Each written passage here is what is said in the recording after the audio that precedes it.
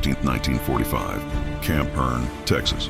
The trucks stop with a final metallic sigh. Brakes screaming as heat rises from the red dirt like breath from an open wound. Dust hangs in the air, thick and slow, coating eyelashes, throats, memories. Inside the canvas-covered bed sit 43 German women, motionless, as if movement itself might invite punishment. Their gray uniforms are stiff with sweat and salt, faces hollow, eyes fixed forward. For 3 weeks they have crossed an ocean and a continent, living on rumors more than food. They were told America would strip them bare, of dignity, of privacy, of humanity. They were told smiling men could be crueler than shouting ones. A young American sergeant steps forward, clipboard pressed flat against his chest. His voice carries no anger. That is what unsettles them most. 10 names are called. Boots hit the ground. Texas soil swallows them halfway. Unfamiliar, too red, too alive. The women line up. No one speaks. Somewhere a cicada screams. Then the order comes, simple, flat. Inside, undress. The world narrows. Blood roars in ears. Propaganda explodes in memory. Cameras, laughter, shame. Annalise Kruger, 23, former Luftwaffe radio operator, feels her hands betray her. She survived firestorms and surrender. This, she thinks, is where they finish us. But the guards do not smile. They simply open the door. Steam drifts out, and fear hesitates, just for a moment, unsure of what comes next. The journey begins long before Texas. It begins the moment the doors of Europe close behind them. The ship smells of rust, salt, and sickness. Diesel hangs in the air like a damp blanket. Hammocks sway above black water that never seems to end. The women lie awake, listening to the groan of steel and the coughing of strangers, each sound reminding them they are no longer citizens, only cargo. 17 days at sea stretch into one long night. Bread is dry, beans are cold, coffee tastes like metal. No one complains. Complaining feels dangerous, like tempting fate. Propaganda fills the silence. Whispers pass from bunk to bunk. The Americans will shave your hair. They will parade you. They will laugh.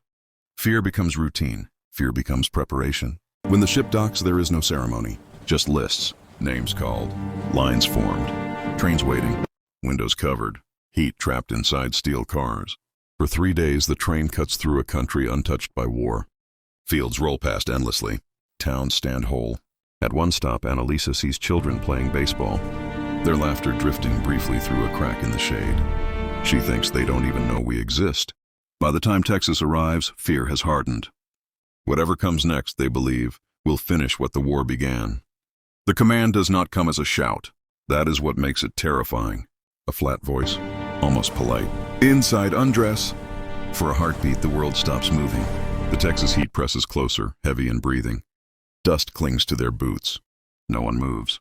Propaganda screams inside their heads, pictures burned there since girlhood. American laughter, cameras, humiliation as sport. Annalisa feels her fingers go numb. She counts her breaths the way she once counted radio pulses in a bunker outside. Hamburg, 1, 2, 3. She tells herself not to cry. Crying would be surrender. They are led into the wooden building. Steam ghosts along the ceiling beams. The smell is wrong, not rot, not sweat, but soap, clean, sharp, almost floral. There are no soldiers leering, no cameras, only women in white uniforms, nurses, clipboards, tucked under arms like shields of paper. Clothes here, one says in careful German. Take your time. Annalisa's hands shake as fabric slides from her skin. Each button feels like a confession. She waits for laughter. It never comes. The water hits her shoulders, warm. She gasps. Warm water is a luxury she has not felt since the war learned her name. Dirt dissolves. Salt dissolves. Fear loosens, molecule by molecule. A bar of soap is pressed into her palm. Lavender. Real. Keep it. In that moment, naked and steaming, Annalisa understands the truth that will follow her for the rest of her life. They are not here to break her body. They are here to dismantle everything she was taught to believe. Outside, the sun is merciless. White. Absolute.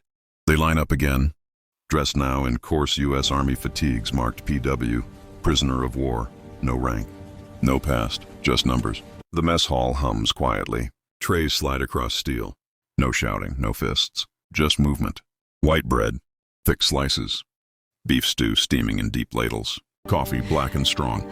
The smell hits Annalisa first. Meat, real meat. Her mouth fills with saliva before she can stop it. She hates herself for that. She sits at a long wooden table and eats slowly, afraid it will vanish if she moves too fast. The first bite almost hurts.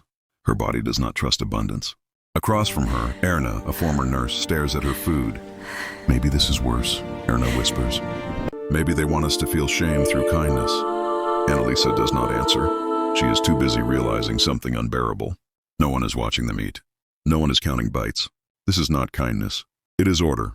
And order, without cruelty, is breaking them faster than fear ever could.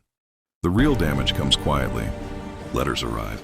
Paper thin, ink uneven. News from a Germany that no longer exists. Cities flattened. Mothers hungry. Fathers missing. Homes reduced to addresses without walls. Erna Weber, former SS communications officer, arrives angry and unbroken. She refuses to undress, refuses to work, spits on the floor. No one punishes her. They wait. 2 weeks later, an American interpreter sits across from her with coffee. "You were communications," he says. "We need translators." "Help you?" Erna laughs. "Help yourself. Words do what fists cannot." By November, Erna translates letters filled with grief. She teaches English. Her file changes. Uncooperative becomes valuable. At night, she watches the guard towers glow and says quietly, "They don't need to remind us who won. The rules do it for them." Annalisa writes in her notebook, "They defeat us not by hating us, but by organizing us." It is not forgiveness. It is something colder and stronger. Spring 1946, the gates open quietly. No speeches, no ceremonies, just lists, medical checks, travel papers, procedure until the end. On the train east, Annalisa watches Texas recede. Red soil, flat sky, guard towers shrinking into memory.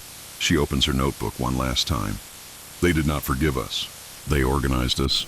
Somehow that was enough. In New York, an officer hands her a ticket. "Released under convention," he says. "Good luck, miss." She nods. Gratitude feels inadequate. Silence feels truer.